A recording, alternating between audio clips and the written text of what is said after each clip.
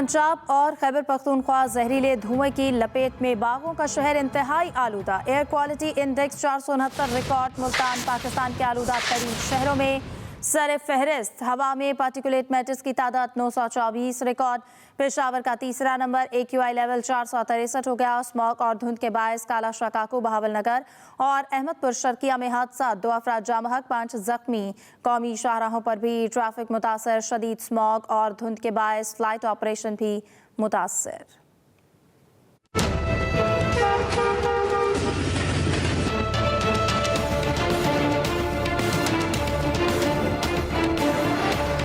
Smog का रोक कम न हो सका। स्मॉग का दायरा पंजाब से निकलकर खैबर पख्तूनख्वा तक फैल गया। फजाई आलूदगी में खौफनाक हद तक इजाफा। फजा में जहरीले ज़रात के बाइस सांस लेना भी महाल हो गया।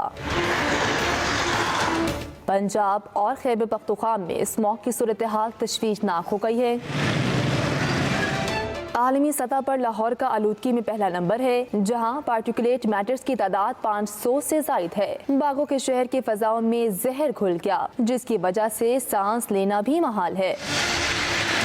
पेशावर में भी स्मॉग की सूरत हाल खतरनाक हद तक पहुंच गई। एयर क्वालिटी इंडेक्स 500 से बढ़ गया। शहरियों का आलूदा फजा में सांस लेना दुश्वार हो गया। बढ़ती स्मॉग के पेश नजर हुकूमत पंजाब ने लाहौर, गुजरांवाला, फैसलाबाद और मुल्तान डिवीजन में मार्केटें रात 8 बजे बंद करने का नोटिफिकेशन जारी कर दिया है। 11 से 17 नवंबर तजारती मार्केट्स और बैरूनी सरगर्मियां बंद रहेंगी। नोटिफिकेशन के मुताबिक हर किस्म के खेलों, नुमाइशों और तकरीबात पर पाबंदी आयद होगी, जबकि रेस्टोरेंट्स की डाइनिंग पर भी पाबंदी आयद। मजहबी इज्तिमात मुस्तस्ना होंगे। तिबी माहिरीन का कहना है बच्चों, बुजुर्गों और बीमार अफराद को खास तौर पर स्मॉग से महफूज रखें। स्मॉग के दौरान घरों में रहें। बाहर निकलते वक्त मास्क का इस्तेमाल करें। अभी आपके लिए चलेंगे वफाकी वज़ीर मजहबी अमूर इस वक्त न्यूज़ कॉन्फ्रेंस कर रहे हैं। हुकूमत के साथ डॉलर के उस इशू आता है, तो ये कोई मसला हुकूमत के साथ के साथ एड्रेस किया है। और दूसरा वहाँ से वज़ारत मज़हबी अमूर ने अमूमन अपनी वज़ारत मज़हबी अमूर से वहाँ की वज़ारत हाजिर हैं, वज़ारत मज़हबी अमूर को मुताबिक बात लिखा है कि यहाँ से जो उम्रा पे लोग जाते हैं वहाँ पर भीख मांगते हैं और पाकिस्तान की बड़ी शर्मिंदगी होती है। तो इस हवाले से वज़ारत मज़हबी अमूर ने क्या स्टेप उठाया? दो चीज़ें जी, एक तो डॉलर के हवाले से हमारी स्टेट बैंक से भी बात हो गई है, जो वज़ीर ख़जाना उनसे भी बात हो गई है, तो ये प्रॉब्लम इस दफ़ा नहीं आएगी। और दूसरा जो आप बता रहे हैं, जो भीख मांगने जाते हैं, उम्रा वीज़े पे जाते हैं, वहाँ जाके भीख मांगते हैं। हज पे ऐसे कोई शिकायत नहीं है जी, उम्रे पे आई हैं और उसके लिए एक तो बायोमेट्रिक सिस्टम स्टार्ट कर दिया और अब उसके पीछे जा रहे हैं, एक स्टेप पीछे, कि जिस कंपनी के थ्रू वो लोग उम्रे पे गए हैं, अब उनके ऊपर क्रैकडाउन किया जा रहा है। हम रजिस्ट्रेशन आपकी जो हज करने की पेमेंट आपने कहा था कि आइंदा साल जो है ना कम हो जाएगी, और इस दफा जो है ना डॉलर भी नीचे आया है। इससे कम होगी सर, कोई मैं ये कभी नहीं कहा था कम हो जाएगी जी।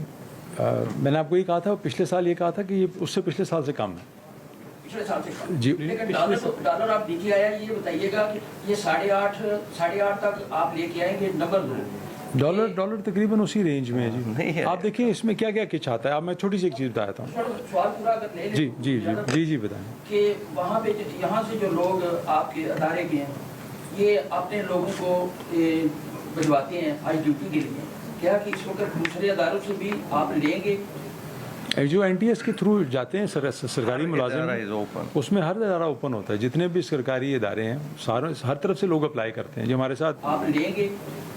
जो NTS के थ्रू जाते हैं सरकारी मुलाजिम, उसमें हर इदारा ओपन होता है। जितने भी सरकारी इदारे हैं सारे हर तरफ से लोग अप्लाई करते हैं जो हमारे साथ पिछली दफ़ा पुलिस के भी SP भी रैंक के भी लोग थे। और जो हर साल दोबारा जाते हैं वही? नहीं जी, नहीं, दोबारा इस तरह नहीं है कि हमारे लोगों ने अप्लाई किया। जी जी, तकरीबन जी बता रहे हैं 55,000 प्लस लोगों ने अप्लाई किया था, जिसमें से कितने सेलेक्ट हुए थे जी? 550। यानी 55। ये है कि आपने कहा है कि दोबारा हाजी एक दफा जो गया है ना दोबारा नहीं, मैंने ये नहीं कहा नहीं जा सकता। चलिए, पर जो आपकी तरफ आते हैं पुलिस डिपार्टमेंट से, वो हर साल उन्हीं का नाम आ जाता है। नहीं जी, नहीं, वो पिछले साल से ख़त्म हो गया था। वो पिछले साल से ऐसा नहीं है जी, पिछले साल से ऐसा नहीं है कि वही रिपीट हो ही जाएंगे, लेकिन इसमें रिपीटर होता ज़रूर है। उसका एक जो बेनिफिट है ना, वो ये है कि वो हुजाज के साथ जाएगा तो उसको ऑलरेडी पता होता है कहाँ जाना है, कहाँ से उनको पिक करना है। गुफ्तगू आपने मुलाहिजा की। आगे बढ़ते हुए आपको बताएं, दीर लोयर में तेज बारिश, जालाबारी, फसलें और बागात तबाह। सवाबी में भी तेज बारिश और जालाबारी हुई। नदी नालों में तो यानी कई इलाकों में सैलाबी सूरत हाल का खतरा है। मुख्तलिफ इलाकों में बिजली का निज़ाम दरहम बरहम हो गया। कुमरार, जहाज भाना समेत बालाई इलाकों में भी बर्फबारी रिकॉर्ड की गई है। दीर लोयर में तेज बारिश हुई, जालाबारी और फसलें और बागात तबाह हो गए हैं। सवाबी में भी तेज बारिश और जालाबारी हुई, जिससे नदी नालों में तुग़यानी आ गई है और कई इलाकों में सैलाबी सूरत हाल का खदशा भी पैदा हो गया है।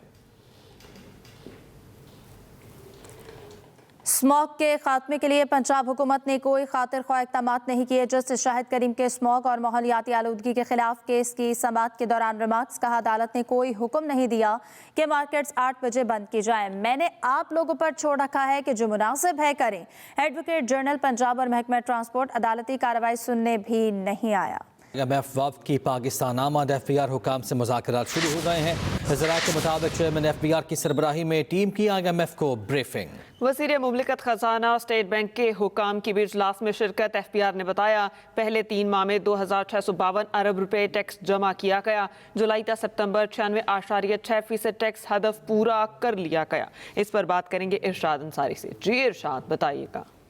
आज ही देखें, IMF का जायजा मिशन जो है वो आज पाकिस्तान पहुंचा है और अभी इब्तदाई जो है वो मीटिंग हुई है FBR में और उसमें वज़ीर ममलिकत बराए खजाना भी मौजूद थे। चेयरमैन जो FBR है राशिद महमूद लंगड़ियाल, उनकी सरबराही में FBR की टीम ने जो पहली सरबराही है रवा वाली साल की, उसके हवाले से ब्रीफिंग दी है और जो 4 माह का जो रेवेन्यू का टारगेट था और जो रेवेन्यू हासिल किया गया उसके बारे में भी बताया गया है।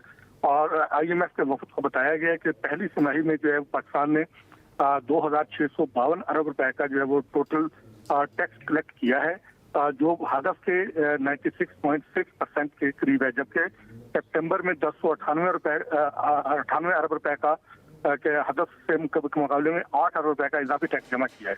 अलबत्ता जो 4 माह का रेवेन्यू टारगेट था वो भी हासिल नहीं हो सका और उसमें जो रेवेन्यू शॉर्टफॉल है वो 190 अरब रुपए का है। और जो रिटर्न ईयर्स हैं उस रिटर्न के हवाले से भी बताया गया कि FBR को टैक्स रमजान की तरफ से कोई 52 लाख और 60 हजार के करीब जो रिटर्न मसूल हुई हैं, जो पिछले साल के मुकाबले में 76% ज्यादा है और 6 लाख से ज्यादा नए टैक्स पेयर्स जो हैं वो नेट में शामिल किए गए हैं। और IMF का जो मिशन है कल वजीर खजाना से मुलाकात करेगा और फिर उसके बाद बाज़ाब्ता तौर पर मुज़ाकरात शुरू हो जाएंगे, जिसमें जो टैक्स एडिशनल रेवेन्यू कलेक्ट करना है उस पर भी जो है वो जो प्लान है FBR की तरफ से रेवेन्यू जनरेशन स्ट्रेटेजी जो तैयार की गई है उस पर भी ब्रीफिंग दी जाएगी।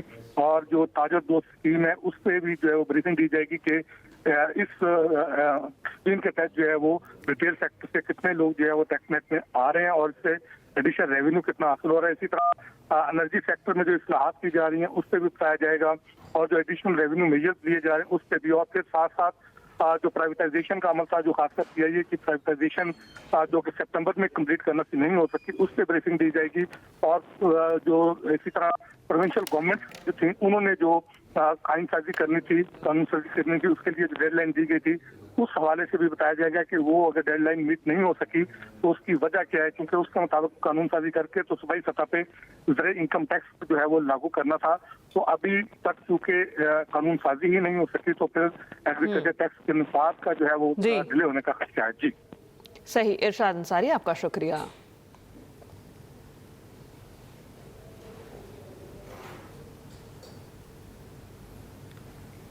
सुप्रीम कोर्ट में टैक्स से मुतालिक केस की समाअत के दौरान आईनी बेंच का तस्करा। जस्टिस आयशा मलिक ने रिमार्क्स दिए कि हम रेगुलर बेंच हैं, ये केस आईनी बेंच सुनेगा, जिस पर जस्टिस मंसूर अली शाह ने कहा जब तक आईनी बेंच नहीं बैठेगा क्या हम गैर आईनी हैं? क्या जब तक आईनी बेंच नहीं बैठता आईनी मुकदमात नहीं सुने जाएंगे? अब बार बार ये सवाल सामने आ रहा है कि केस रेगुलर बेंच सुनेगा या आईनी बेंच। अगर हम खुद फैसला कर देते हैं तो हमें कौन रोकने वाला है?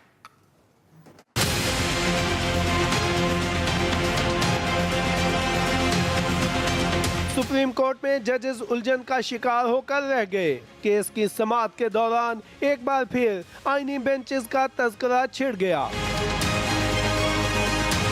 जस्टिस मंसूर अली शाह की सरबराही में 3 रुकनी बेंच ने टैक्स से मुतालिक मुकदमात पर समाअत की। दौरान समाअत जस्टिस आयशा मलिक ने कहा, ये केस आईनी बेंच सुनेगा, हम रेगुलर बेंच है। जिस पर जस्टिस मंसूर अली शाह ने कहा, इस वक्त कोई आईनी बेंच नहीं, तो ये जो गैर आईनी बेंच बैठा है इसका क्या करना है? जब तक आईनी बेंच नहीं बैठेगा क्या हम गैर आईनी हैं? मतलब है कि जब तक आईनी बेंच नहीं बैठता आईनी मुकदमात नहीं सुने जाएंगे। जस्टिस मंसूर अली शाह ने रिमार्क्स दिए, बार बार ये सवाल सामने आ रहा है, केस रेगुलर बेंच सुनेगा या आईनी बेंच? चले अगर हम खुद फैसला कर देते हैं तो हमें कौन रोकने वाला है? नजरसानी भी हमारे पास आएगी तो हम कह देंगे कि हमारा दायरा इख्तियार है, आईनी मुकदमात रेगुलर बेंच नहीं सुन सकता। वुकला की तरफ से भी कोई मुआवनत नहीं आ रही। जस्टिस अकील अब्बासी ने कहा, अभी हम ये केस सुन सकते हैं या नहीं, थोड़ा वक्त दें तो देखते हैं क्या होता है। जस्टिस आयशा मलिक ने कहा, शिक 2A के मुताबिक प्रैक्टिस एंड प्रोसीजर कमेटी फैसला करेगी कि आईनी बेंच सुनेगा या regular bench. Justice Mansoor Ali Shah ने कहा, हम आपकी गुजारिश पर कोई नुक्ता नजर नहीं दे सकते, हम सिर्फ गपशप लगा रहे हैं। जिसके बाद केस की समाअत गैर मुअय्यना मुद्दत तक मुलतवी कर दी गई। Jahanzeb Abbasi, express news, Islamabad.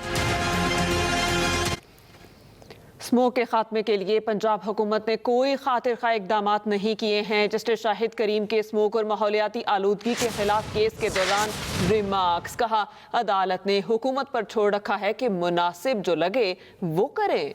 Advocate general Punjab और महकमा ट्रांसपोर्ट अदालती कार्रवाई सुनने भी नहीं आया। जस्टिस शाहिद करीम की जानिब से बरहमी का भी इजहार किया गया। तफसील जान लेते हैं, हमारे नुमाइंदे मोहम्मद हारून हमारे साथ मौजूद हैं। हारून, आगाह कीजिएगा, समाअत में क्या कुछ हुआ? जी बिल्कुल, लाहौर हाईकोर्ट ने स्मोक के तदारक के लिए अब तक के इकदाम पर हुकूमती जो इकदाम है उन पर आदम एतमाद किया है और अदालत ने रिमार्क दिए कि स्मोक के खातिर के हवाले से अब तक कोई खातिर को इकदाम नहीं किए गए। इस दौरान पंजाब हुकूमत ने इकदाम के मुताबिक रिपोर्ट भी अदालत ने पेश कर बताया कि लारी ड्रोन ट्रक स्टैंड पर इंतजामिया ने खुद जाकर इंस्पेक्शन की है। 3 बड़े टर्मिनल्स को चेक किया गया, क्रैकडाउन किया गया, 400 गाड़ियों को चेक किया गया था, 42 गाड़ियां इंस्पेक्शन में फेल भी हुई हैं। अदालत ने रिमार्क दिए कि मैं तो इतवार के दिन भी इस केस को सुनने के लिए तैयार हूँ, सेक्रेटरी ट्रांसपोर्ट ने हदायत क्यों जारी नहीं की? एक मिनट बहुत जरूरी है, मैं तो इतवार को भी केस सुनने के लिए तैयार हूँ।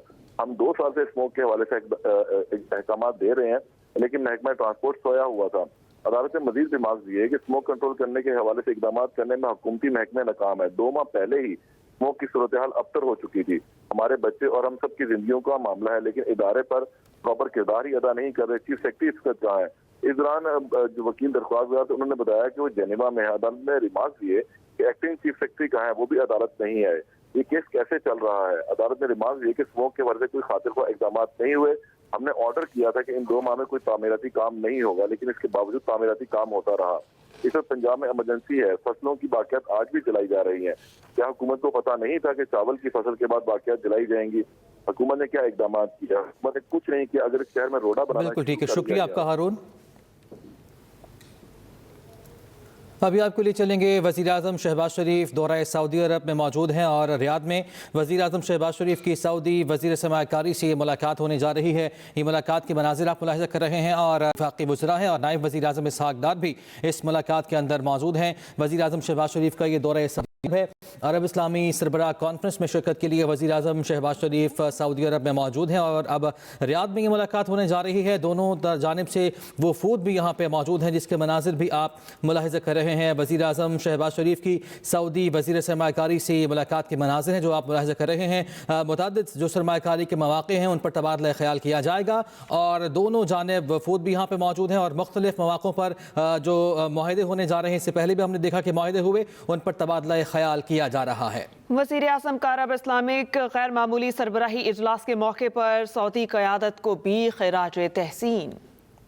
वो यादगार दिन होता जब भारत चैंपियंस ट्रॉफी के लिए पाकिस्तान आता। साबिक कप्तान मोहम्मद हफीज का इस पर पैगाम लिखा, पीसीबी के सख्त जवाब का इंतजार है कि वो भारत को क्या जवाब देता है। हुकूमत और पीसीबी के सरप्राइज का इंतजार कर रहा हूँ। साबिक कप्तान मोहम्मद हफीज की जानिब से एक्स पर पैगाम जारी किया गया है और उन्होंने कहा कि पीसीबी के सख्त जवाब का इंतजार कर रहा हूँ। आगे बढ़ते हुए आपको बताएं, पाकिस्तान क्रिकेट बोर्ड का चैंपियंस ट्रॉफी में भारत की शिरकत का मामला आईसीसी में उठाने का फैसला। ज़राए के मुताबिक पीसीबी ने आईसीसी को खत लिखने का फैसला कर लिया। हुकूमत ने पीसीबी को ठोस मौक़िफ़ अपनाने की हिदायत कर दी और इस हिदायत पर पीसीबी ने कानूनी मुशावरत भी मुकम्मल कर ली है। आईसीसी से भारतीय इनकार की वजूहात का तहदीदी जवाब मांगा जाएगा। पीसीबी ने चैंपियंस ट्रॉफी में शरीक दूसरी टीमों के बोर्ड से भी राब्ते का फैसला किया है। पाकिस्तान और ऑस्ट्रेलिया के दरमियान टी20 सीरीज जुमेरात से शुरू होगी। कौमी टीम मोहम्मद रिजवान की क़यादत में पर्थ से ब्रिस्बेन पहुंच गई है। पाकिस्तान ने 22 साल बाद वनडे सीरीज में कैंगरूज को ऑस्ट्रेलिया में शिकस्त दी। अब 3 टी20 मैचेस की सीरीज खेली जाएगी। पाकिस्तान से 6 खिलाड़ी पहले ही ब्रिस्बेन पहुंच चुके हैं। वनडे के 6 क्रिकेटर्स ब्रिस्बेन से वापस पाकिस्तान का सफर शुरू करेंगे। इनमें अब्दुल्ला शफीक, साम अयूब, आमिर जमाल, कामरान गुलाम, फैसल अकरम और मोहम्मद हसनैन शामिल हैं। पाकिस्तान का ट्रंप की अबूरी टीम से जल्द रब्ता करने का फैसला। मुल्की मफादात को नुकसान से बचाने के लिए ट्रंप की ट्रांजिशन टीम से जल्द रब्ता किया जाएगा। एक्सप्रेस ट्रिब्यून और रोजनामा एक्सप्रेस की रिपोर्ट के मुताबिक वज़ीर आज़म शहबाज शरीफ ट्रंप से ज़ाती तौर पर बात करके मुबारकबाद देना चाहते हैं। ट्रंप इंतजामिया के साथ बराह रास्त राब्ते का चैनल भी खोलने के ख्वाह हैं। ज़रा के मुताबिक वाशिंगटन में पाकिस्तानी सिफारत खाना जल्द ट्रंप की अबूरी टीम से रब्ता करके टेलीफोनिक गुफ्तगू के लिए दरख्वास्त करेगा। ट्रंप मुंतखब होते ही भारतीय वज़ीर आज़म मोदी सऊदी वलीअहद मोहम्मद बिन सलमान और दीगर रहनुमाओं से बात कर चुके हैं। इसी के साथ ही न्यूज़ स्टूडियो से अब तक के लिए इतना ही। मज़ीद किसी भी खबर की तफसील के लिए आप विजिट कर सकते हैं express.pk। इसके अलावा आप हमें फेसबुक और एक्स पर फॉलो भी कर सकते हैं। देखते रहिए एक्सप्रेस न्यूज़।